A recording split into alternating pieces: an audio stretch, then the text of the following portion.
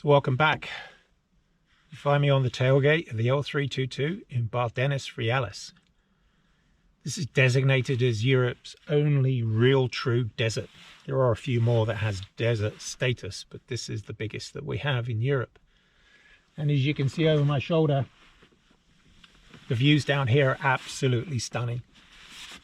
And living in England like we do, with the grey, dreary, rainy, everything is green, when you come down here, it's like something you've never seen before. Now this desert is not rolling sand dunes, it's not palm trees, it's not cactus. It's all made up of sandstone, sand, gravel, there's clay down here as well. It's really strange, it's sort of the makeup of the landscape here. But all of this has been eroded over millennia. As the sand whips up, and apparently when you come down here during really bad rainstorms and when it's windy, it really is an unhospitable place to be by all accounts. I know people that have come down here on motorbikes and got caught out and had to find shelter. But I can imagine with the wind whipping through here, with the rain and the sand being whipped up, that's what's caused this erosion over millions of years. It's quite eerie coming down here first thing in the morning. So the sun's out, it's about 2 degrees, it's pretty chilly, but it's so quiet. And besides the odd van or car that comes by, or somebody on a mountain bike, I've been sat here for about half an hour now, just enjoying the quietness. It's incredible. So if you come down here, there are two ways of getting in. There's the north through Castillo, and there's the south through Tudelo. So last night I stayed in Tudelo. It's the only place I could really find a hotel that was close by because I'm not camping. But when I've come down here before, I've come in from Castillo, and there's a route that comes down. There's probably a map playing as I talk. But you can come in from Castillo from the north and just work your way down on the trails to get to a big 25-kilometer loop. So I'm on one part of that loop. Over the other side here is one of apparently Western Europe's largest bombing range. So I've been down here when the F-16s have been flying, and what they do is they sort of circle around here and then go let their bombs off over there on this target range. So on the other side there are signposts up, do not enter. I don't think there are any flying today, you can't hear them, but you never know. But this is really worth a visit. This is one of these rare places that we have in Europe that we can go visit. And one of these rare places that is just, it's beyond anything that we see on a normal day-to-day basis for us. And I highly recommend it. On my drive from Santander out here yesterday, there was a lot of snow on the tops of the mountains. And if I look south, I can actually see snow on the top of the mountains. That's not the Pyrenees is that way. But yes, there's been snow down here at some point in time. Now if you do come here, I highly recommend doing the loop. It gets a bit boring because the loop is relatively flat, but you can see all of the mountains and all of this over my shoulder here on either side. The buses come in from Tudelo, and it does get very busy. There's a lot of tourists that come here on bus trips. But the best roads in are from the south, from Tudelo. So when you go out to where the major... So if you do venture out this way, my advice is to come in through Castillo. The Tudelo entrance is where all the buses come in. It can get really touristy. Very few people go to the Castillo entrance, or the route that goes from the big circle. That's about 25 kilometers. Very few people take that road up to Castillo. So it's quite quiet. And my advice would be to come in from Castillo, drive down, do the loop, and head back. Then that way you get to see all of this areas. There are areas off the Castillo road in where you can go in different directions and go and explore a bit more. The roads are a little bit more bumpy. They're not as well kept or as gravelly as the other ones are. So if you do go off the major roads, just be prepared that it's going to be a little bit more off-roading. But you don't need an off-roader to come down here. Some guy just went by in a Fiat 500. It's pretty bumpy. I wouldn't like to see the state of his suspension or his undercarriage after he got out. But yeah, you can get down here on pretty much anything. And there are some people coming by on mounted bikes. So I highly recommend it. If you're in this area, whether you're on a 4x4, any overland vig or anything, you can get down here. It's okay. I highly recommend visiting it at least once. It is spectacular. And with that, let's go and have a look around Bardenas Reales.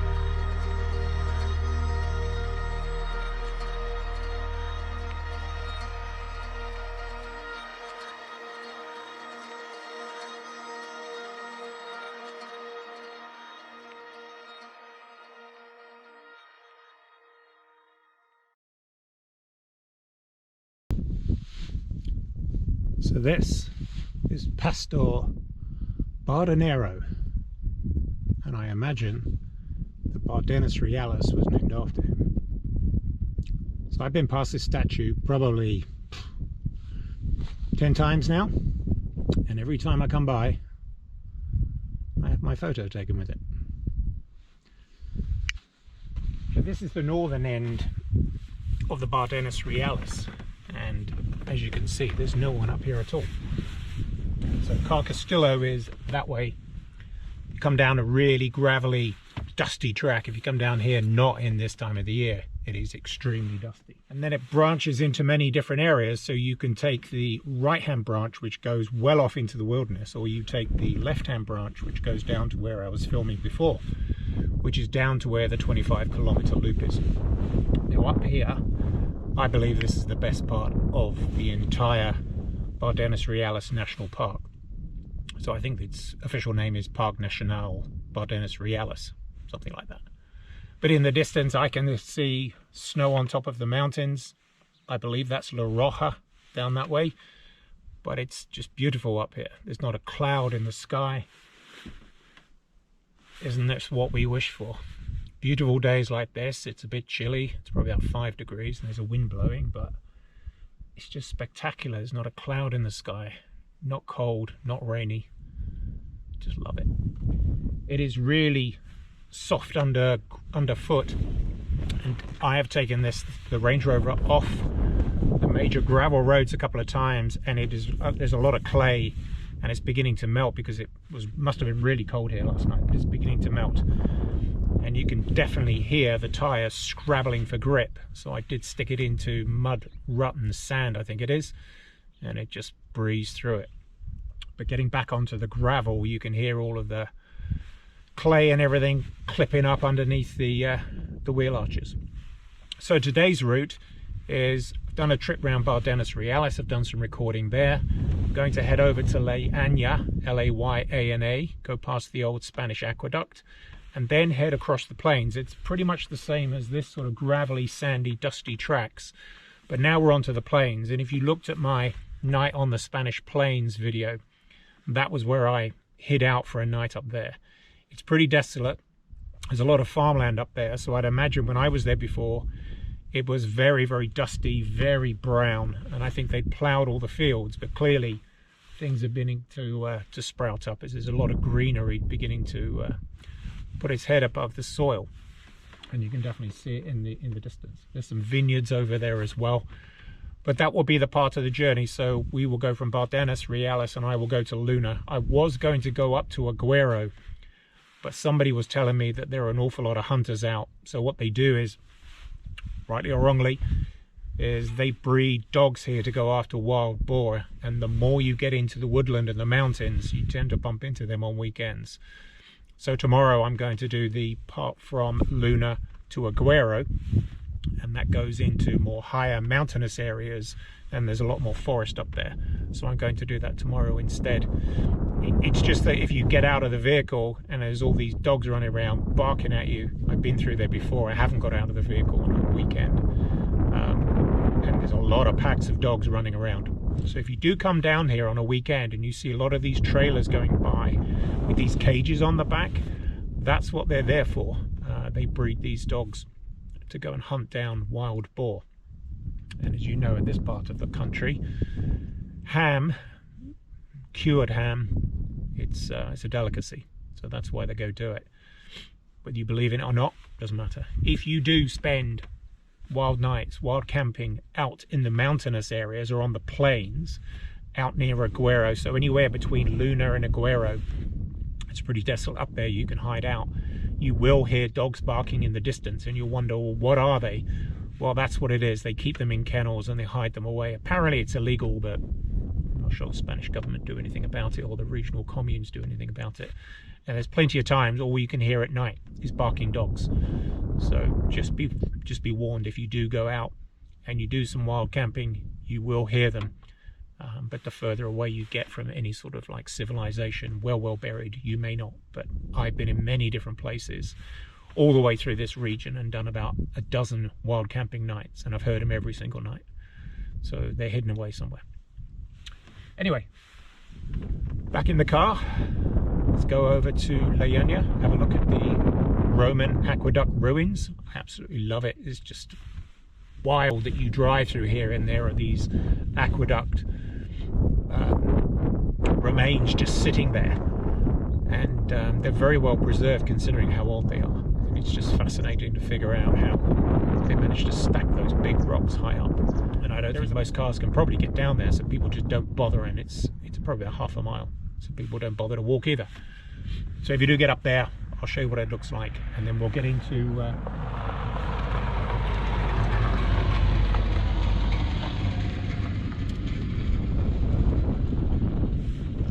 so we'll head off to Layana. I'll probably bastardize the language, I apologize, but that is where the Roman aqueduct ruins are.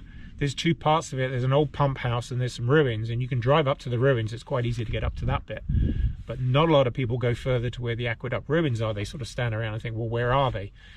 And most cars probably can't get down there because it is quite bumpy and rocky to get down to that part, and I just don't think people could be bothered to walk the half a mile over there.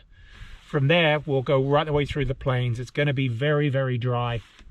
I'd imagine, based on what I can see here, with a lot of these shoots sticking their heads above the ground, it could be quite green, but we'll see. But then we'll go from Layana all the way over to Luna, and then I'm going to head to Huesca, to where I've got a hotel tonight, but it's going to take a couple of hours to get over there. Here is Pastor Bardenero. I believe the park is named after him. There's some sheep there. I have no idea what he's got in his hand. Looks like a dead dog, but who knows. Anyway, he overlooks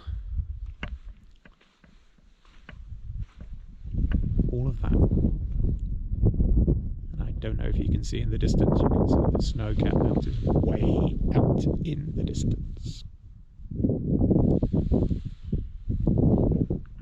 Range Rover covered in mud, but that's good. Probably the first time it's ever had mud under its tyres, I would imagine. I've definitely seen what I put it through over the last couple of days. But that's what it was built to do, apparently. No major issues so far.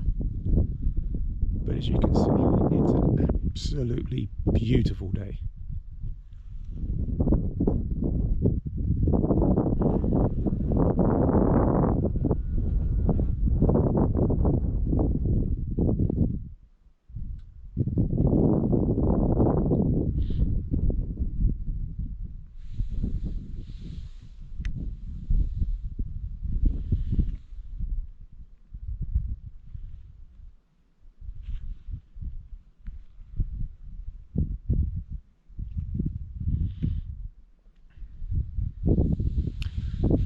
Okay, Pastor, see you in a couple of months.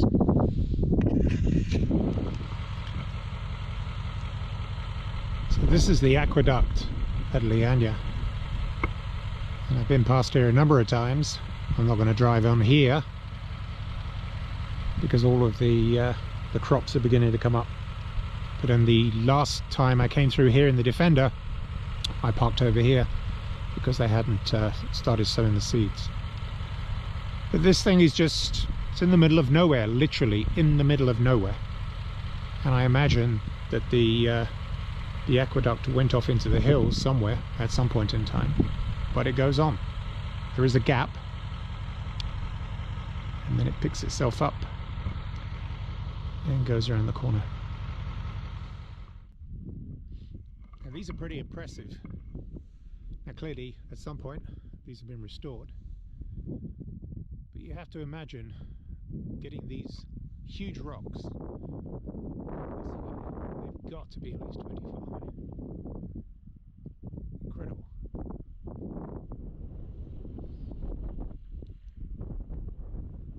And again, beautiful day. And you can see in the distance it just follows its way.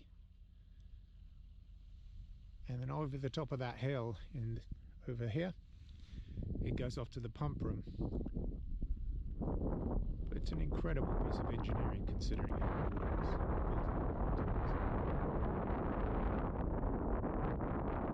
Out here on the plains,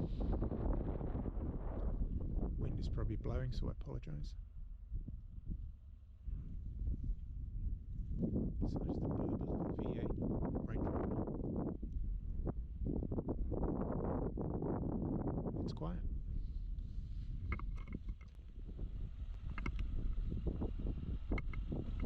So So let's go into the plains.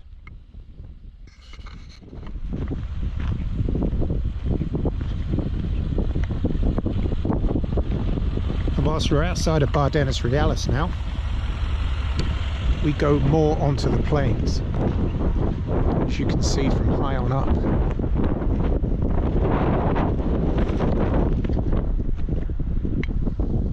It is stunning up here, and there's no one around. And if you can see way out in the distance, there is a mast on top of that hill. That is Luna.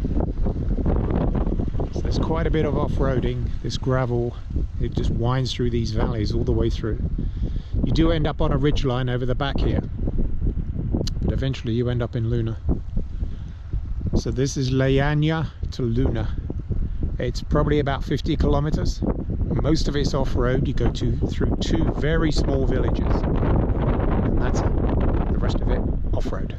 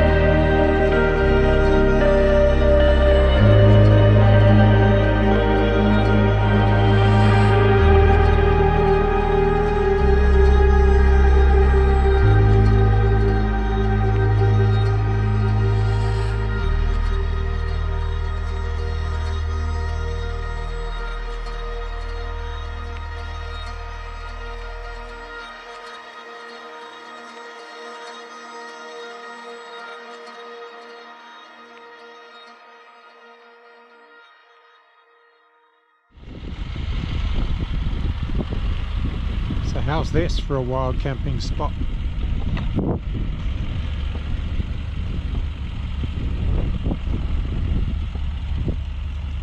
Extra old ruins, perfect little lay-by. Those of you that watch the Raptors Garage guys, in one of their first trips here, this is where they pulled over into said lay-by. Apologise for the wind noise.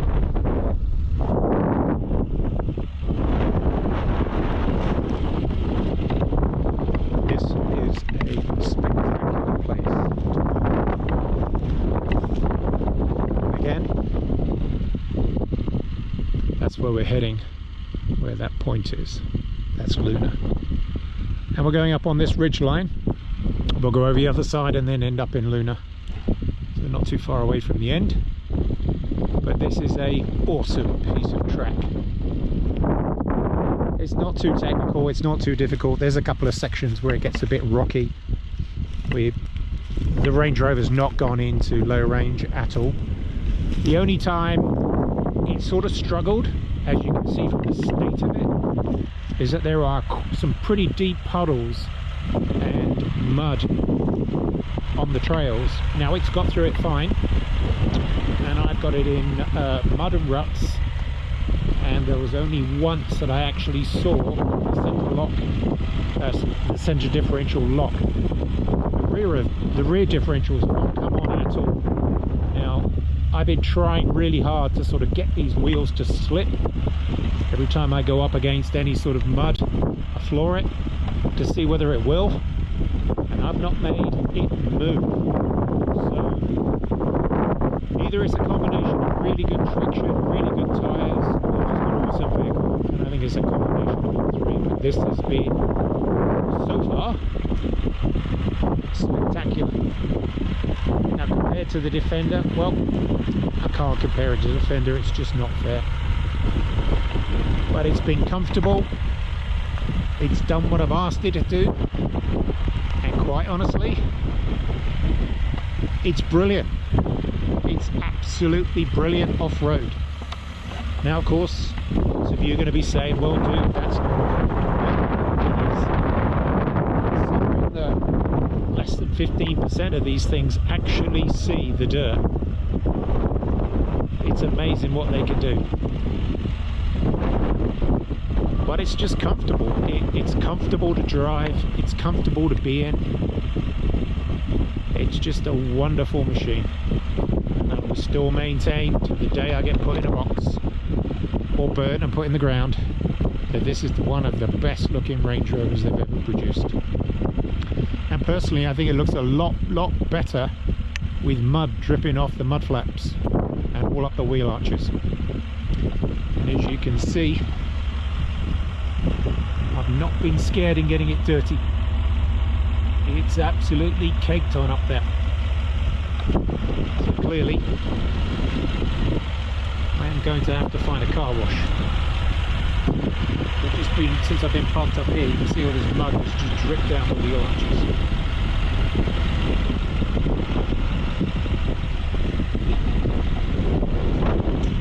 So on we go.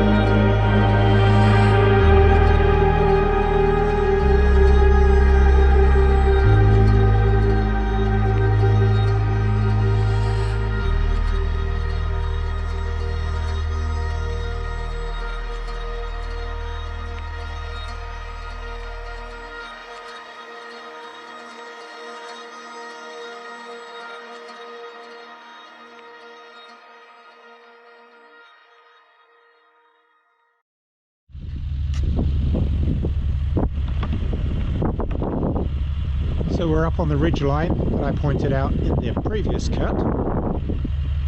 It's filthy, it's dusty, it's covered in mud, but it's doing brilliantly. Apologise for the sun, but that is the view.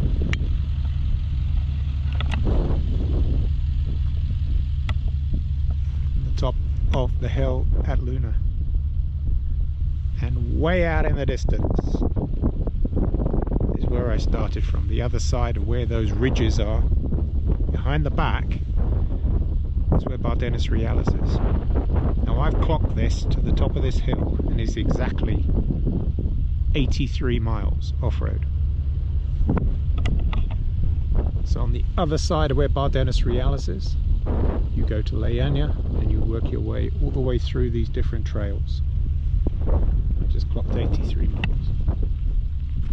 And there's probably about another 5 to go to get off the end of this ridge line and down into Luna. And then I'm going to head to a hotel, have something to eat. But hopefully the camera shows you the spectacular views you can get from down on the plains, which you can see here, all green. Well, at least I can see it, it's all green. Way out in the distance, as far as the eye can see.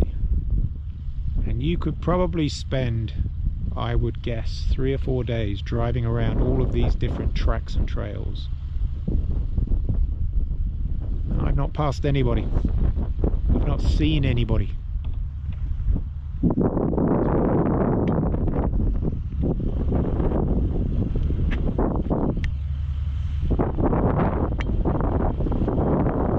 Squeaks and rattles need to be expected.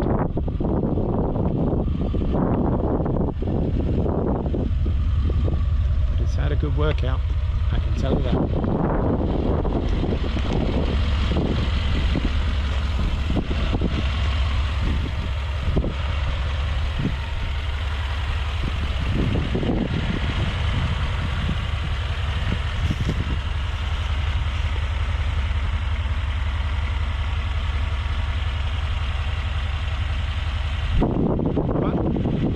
It's performed brilliantly, I'm really happy. There's an annoying squeak on the door seal, but it's going to have to get replaced anyway. I think the door needs readjusting. It's rubbing on the door seal on the driver's side. And the dog guard won't stay still either. Not the dog guard. The brackets on the dog guard seem to pop out. So I've got to go fix that as well. But anyway, that's it for today. More trails, more adventures tomorrow. I'll see you then.